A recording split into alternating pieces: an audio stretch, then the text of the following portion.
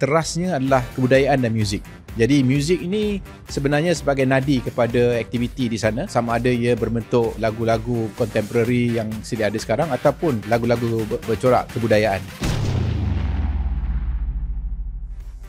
Okey, ini merupakan satu projek baru bagi KRU Entertainment di mana kita diberikan peluang oleh PKNS untuk menjadi pengoperasi bagi taman dalam konsep membeli belah lah. Dan kita apa yang kita ada di situ sebenarnya saya nak gambarkan ianya adalah pusat membeli belah secara terbuka, berbumbung, dan ianya juga adalah tempat riadah dan juga untuk makan dan minum di sana juga.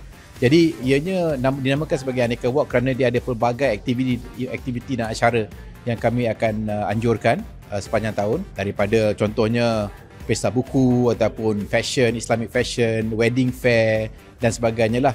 Jadi ianya memberikan satu suasana yang meriah yang apa yang kami nak gambarkan di sini, di mana terasnya adalah kebudayaan dan muzik.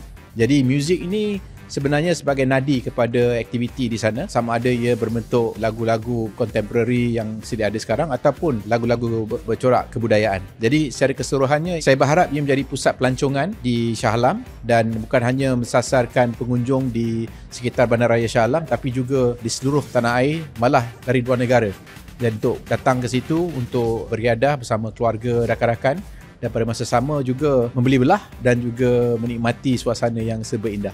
Pihak kami sebagai pengoperasi di tapak ini, selain pada pelbagai acara yang kita akan anjurkan, kami dalam persediaan untuk membuat satu kelainan dari segi suasana persembahan muzik itu sendiri. Jadi ini satu kelainan. Saya rasa apa yang kami ingin buat di sana akan berbeza dengan apa yang pernah kami buat di mana-mana sekalipun. Malah menjadi satu tarikan yang unik untuk menjadikan Shah Alam ini sebagai sebuah pusat pelancongan dan juga pusat membeli belah.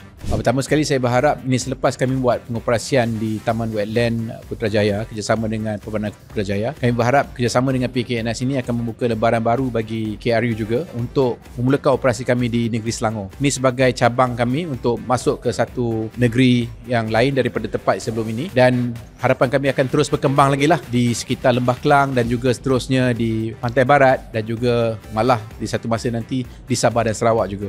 Jadi itu perancangan kami, dan ini merupakan satu peluang besar bagi kami untuk membuktikan kami bukan hanya boleh mengoperasikan satu taman tema berkonsepkan seperti di Wetland Studios, tapi kita juga boleh pelbagaikan tarikan dan sebagai aktiviti riadah dan juga sebagai pusat pelancongan.